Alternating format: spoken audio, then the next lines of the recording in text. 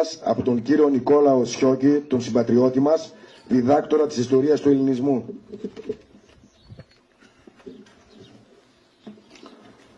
Σεβασμιότατε, κύριε Περιφερειάρχα, κύριε Δήμαρχε, κυρία Πρόξενε, εκπρόσωπε της Ομοσπονδιακής Δημοκρατίας της Γερμανίας, κύριε Αντιπεριφερειάρχα, κύριε Διοικητά του 15ου Συντάγματος Πεζικού, κύριε Διευθυντά της Αστυνομικής Διεύθυνσης Καστοριάς, κύριε Διοικητά της Πυροσβεστικής Υπηρεσίας Καστοριάς, κυρία Πρόεδρε της Τοπικής Κοινότητας Κλεισούρας, κύριε Δήμαρχε Διστόμου Αράχοβας Αντίκυρας, κύριοι Πρόεδροι των Μαρτυρικών και Τοπικών Κοινοτήτων, κύριοι εκπρόσωποι Δήμων και Κοινοτήτων, κύριοι Πρόεδροι Σωματείων, Ενώσεων, Συλλόγων και Φορέων, κυρίες και κύριοι.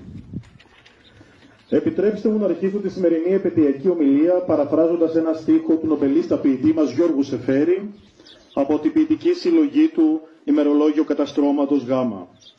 Η μνήμη, όπου και να την αγγίξεις, πονεί σε τούτο τον μαρτυρικό τόπο και σε όλους εμάς, τους απογόνους των θυμάτων που 80 χρόνια μετά καλούμαστε να τη διαχειριστούμε και να αναστήσουμε με λόγια ένα φρικιαστικό και απάνθρωπο έγκλημα χωρίς όνομα που καμία γλώσσα δεν δύναται να αποδώσει πιστά.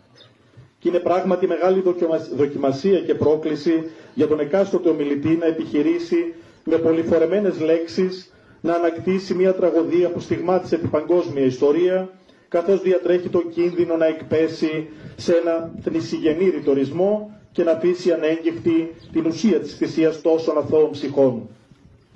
Με κομμένη την ανάσα λοιπόν θα μου επιτρέψετε να καταφύγω στο λόγο και να αποδώσω σε αδρές γραμμές ορισμένες πτυχές του ολοκαυτώματος που συντελέστηκε τη μοιραία εκείνη Τετάρτη της 5ης Απριλίου 1944 στην Κλεισούρα και τη θυσία 280 αθώων ψυχών ως αντίπεινα μιας επίθεσης των ανταρτών. Ήταν μια προμελετημένη τελετή απόλυτου τρόμου που είχε ως σκοπό να γίνει παράδειγμα εξουσιαστικής επιβολής της ναζιστικής βαρβαρότητας. Το πρωινό εκείνο κανείς δεν μπορούσε να φανταστεί το κακό που επρόκειτο να συμβεί. Αντιστασιακές ομάδες του Ελλάς που δρούσαν στην περιοχή με επικεφαλής τον καθηγητή φιλολογίας Αλέξη Ρώσιο από τη Σιάτιστα, τον γνωστό καπετάνη Ψηλάντη, είχαν πληροφορηθεί ότι μια γερμανική αυτοκινητοπομπή επρόκειτο να περάσει την ημέρα εκείνη κατευθυνόμενη από την Καστοριά στο Αμίντεο στην έδρα του επιτελείου του πρώτου τάγματος για να παραλάβει προμήθειες. Έτσι, επέλεξαν τη στενοπό διάβαση στην περιοχή Νταούλη, θέση στρατηγική με πολλά φυσικά πλεονεκτήματα και έστησαν ενέδρα. Όταν η εμπροστοφυλακή της φάλαγγας έφτασε στη τοξωτή γέφυρα του Νταουλιού, δέχτηκε έναν καταιγισμό πυρών που είχε σαν αποτέλεσμα να σκοτωθούν 2 προπομποί Γερμανοί μοτοσυκλετιστές. Σε λίγη ώρα κινήθηκε προς το σημείο αυτό ισχυρή κατοχική δύναμη και έτσι η αντιστασιακή ομάδα αναγκάστηκε να υποχωρήσει, αφού πρώτα οι αντάρτες ακροτηρίασαν εκτρά τους μοτοσυκλετιστές και τους εγκατέλειψαν αιμόφεροι τους παραταγμένους σε στάση προσοχής στη γέφυρα, μεταφέροντας παράλληλα τις μηχανές τους μέσα στην Κλεισούρα. Οι επικεφαλής αξιωματικοί των Ναζί, αντικρίζοντας το αποκρουστικό θέαμα των βέβαιλα κατακρεουργημένων συντρόφων τους, οργίστηκαν αφάνταστα, επιζητώντας άμεση εκδίκηση και σκληρά αντίπεινα. Η στρατηγική του προληπτικού πυρός και σιδήρου, δηλαδή η εξόντωση κάθε ενδυνάμει εχθρού για να μην διακυβευτεί πολύτιμο γερμανικό αίμα, ακολουθείται και πάλι. Ενοχοποιούν φυσικά το πιο κοντινό χωριό, την Κλεισούρα. Ενημερώνουν τα φρουραρχεία της Καστοριάς και του Αμιντέου, καθώς και το τάγμα των ΕΣΕΣ της Κοζάνης και δίνουν εντολή να προβούν σε πράξεις αντιπίνων κατά του ανυποψίαστου άμαχου πληθυσμού, που εκείνη τη μέρα αποτελούνταν μόνο από γυναικόπαιδα και γέροντες. Οι άντρες είχαν αποφασίσει να απομακρυνθούν για ασφάλεια στα γύρω βουνά και στο μοναστήρι της Παναγίας, με την ελπίδα ότι η γερμανική δολοφονική μανία θα άφηνε άθικτους τους γέροντες και τα γυναικόπαιδα. Έτσι τους είχε καθησυχάσει ο αρχηγός των ανταρτών, ο οποίος ωστόσο προτίμησε να απομακρυνθεί στο γειτονικό δάσος και να παρακολουθήσει από εκεί ό,τι επρόκειτο να συμβεί. Όλα αυτά επιτρέπουν να εξάγουμε τα επιχειρήματα υπέρ ή κατά της αποτελεσματικότητας και της σκοπιμότητας της αντίστασης, καθώς προκύπτουν ενδεχόμενες ευθύνες των αντιστασιακών οργανώσεων, η δράση των οποίων επέφερε συνέπειες στον άμαχο πληθυσμό. Ο σφαγέας της Κλεισούρας, αντισυνταγματάρχης Καρλ Σίμερς, διοικητής του 7ου Τεθωρακισμένου Συντάγματος Αστυνομίας Γρεναδιέρων ΕΣΕΣ, θεωρούσε ότι ο ελληνικός πληθυσμός περιέθαλπε και υποστήριζε τους αντάρτες και ως εκ τούτου όλοι ήταν συνένοχοι στην αντίστασή τους κατά του άξονα. Οι αντιανταρκτικές επιχειρήσεις έπρεπε να προσφέρουν τρόμον αντιτρόμου, έτσι ώστε ο άμαχος πληθυσμός να φοβηθεί τελικά περισσότερο τις γερμανικές δυνάμεις παρά τις αντιστασιακές ομάδες.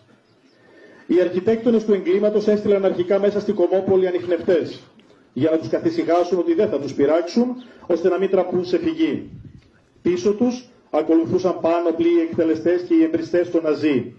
Τα απάνθρωπα κτίνη των ΕΣΕΣ και οι γερμανοφορεμένοι βούλγαροι κομιτατζίδες, υπό την αρχηγία των Γερμανών διοικητών της Καστοριάς, Ράισλ και Χίλτερμπραντ, και την καθοδήγηση του βουλγαρίζοντα αρχικομιτατζή Κάλτσεφ και των συντρόφων του, αφού πήραν το σύνθημα με φωτοβολίδα από τον Ταούλη, ξεκίθηκαν στις βουβές γειτονιές της Πολύχνης και άρχισαν να φωνεύουν τους κατοίκους και να πιπολούν τα αρχοντικά, σπέρνοντας αδιάκριτα την καταστροφή, τον όλεθρο και τον θάνατο. Οικογένειες ολόκληρες ξεκληρίστηκαν. Ξεκύλιαζαν έγκυες γυναίκες, λόγχιζαν βρέφια βάπτιστα και νήπια, μητέρες έπεφταν νεκρές με τα τέκνα τους στην αγκαλιά, νεαρές κοπέλες σφαγιάζονταν πάνω στο άνθος της ηλικίας τους, σε βάσμοι γέροντες και γερόντισσες που σε όλη τους τη ζωή υπερασπίστηκαν τα ιδανικά της πατρίδας, γίνονταν παρανάλωμα του πυρός μέσα στις οικίες τους. Το αίμα των αθώων τρέχει στα σπίτια και τους δρόμους της πονεμένης Κλεισούρας, μέσα σε μια ασύλληπτη εικόνα φρίκης. Κανείς δεν κατάφερε να σταματήσει τους αιμοδιψείς επιδρομής από το φρικιαστικό έργο της ομαδικής σφαγής και της πυρπολίσεως, ούτε και ο Παπαγιώργης Μήτρας, που με το σταυρό στο χέρι εκτελείται ως νεομάρτυρας και κατακρεουργείται στην προσπάθειά του να καταπραίνει το μένος των αδίστακτων οργάνων του Χίτλερ, επικαλούμενος στην ευσπλαχνία τους. Μέσα στο 2ωρο διάστημα που όριζε η διαταγή, μετατρέπουν τα πάντα σε κόλαση, σπέρνοντας το αίμα, τη φρίκη και τον θάνατο και αφήνοντας πίσω τους 280 αθώα θύματα που κλείνουν τον ευρύ κατάλογο των νεκρών της επιχείρησης Μαγιάτικη Καταιγίδα τον Απρίλιο του 1944. Ο πολιτικός εντεταλμένος του Τρίτου Ράιχ στα Βαλκάνια, Χέρμαν Νόιμπαχερ, χαρακτήρισε την επιχείρηση στην Κλεισούρα παράλογο λουτρό αίματος και επισήμανε με οργή πως οι φρικαλαιότητες που διεπράχθησαν παρέβαιναν τις πάγιες διαταγές περί αντιπίνων του ανώτερου στρατιωτικού διοικητή Νοτιοανατολικής Ευρώπης, στρατάρχη Μαξιμίλιαν φον Βάιξ. Στο μετέχμιο της 2ωρης προθεσμίας, οι στρατιώτες των ΕΣΕΣ είχαν στήσει στον τοίχο κάποιες γυναίκες. Δεν θα σβήσει ποτέ η εικόνα του Γερμανού εκτελεστή με το κόκκινο από το αίμα διάβροχο, αλλά και της νεκρής μάνας με το παιδί της στην αγκαλιά. Τις επόμενες μέρες, οι κάτοικοι των γύρω χωριών και των περιοχών με τρόμο θα βλέπουν την Κλεισούρα να καίγεται και τη φωτιά να συμπληρώνει το έργο της καταστροφής. Όσοι είχαν καταφύγει στα δάση, επιστρέφοντας το επόμενο πρωί δεν βρίσκουν τίποτε άλλο παρά μόνο ερείπια και νεκρούς. Άλλοι αγκάλιαζαν τα πτώματα των οικείων τους και άλλοι μάταια αναζητούσαν τους καμένους συγγενείς τους.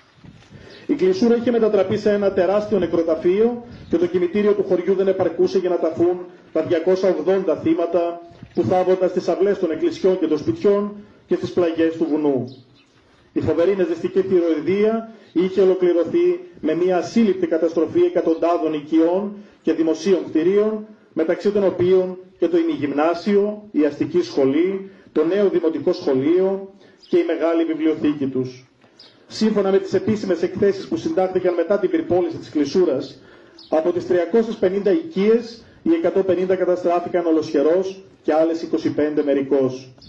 Ήταν παραμονές Μεγάλης Εβδομάδας και η πολύπαθη Κλεισούρα ανήλθε στο Γολγοθά του μαρτυρίου της για να διδάξει και να δείξει στους ελεύθερους λαούς τον δρόμο της αυτοθυσίας, της αρετής και της ελευθερίας. Τις επόμενες ημέρες, το κλάμα και οι κραυγές απόγνωσης των κατοίκων αντιχούσαν στα γύρω φαράγγια και στα δάση, επαναλαμβάνοντας το μακρόσθετο μυρολόγιο για τα αγαπημένα τους πρόσωπα. Ο λαός, θέλοντας να χαρακτηρίσει το ολοκαύτωμα αυτό, δίκαια το ονόμασε σφαγή, γιατί έτσι μόνο μπορεί να χαρακτηριστεί ο τρόπος με τον οποίο διαπράχθηκε. Το γεγονός αυτό δεν πέρασε ακόμη στην ιστορία, αλλά είναι ζωντανό στη μνήμη των πιο ηλικιωμένων, στη μνήμη των ανθρώπων που έχασαν τόσο άδικα τις οικογένειες και τα αγαπημένα τους πρόσωπα. Το πένθος κυριαρχεί ακόμη και σήμερα στις ψυχές τους και το δάκρυ δεν στέρεψε ποτέ στον ακριτικό μας τόπο. Η ελληνική πολιτεία, ως ένδειξη αναγνώρισης της ηρωικής προσφοράς της Κλεισούρας, της απαίνει με το πολεμικό σταυρό αλφα τάξης. Ωστόσο, η σταδιακή σχετικοποίηση του ολοκαυτώματος συνέτεινε στη μερική παραγνώρισή του, καθώς βρισκόταν εκτός του χώρου προβολής του επίσημου ελληνικού κράτους και απασχόλησε ελάχιστα την ελληνική ιστοριογραφία. Η μέχρι πρόσφατα άγνοια για το ολοκαύτωμα και η συρρίκνωσή του σε ελάχιστες γραμμές μελετών για την κατοχική περίοδο υπήρξαν απογοητευτικές.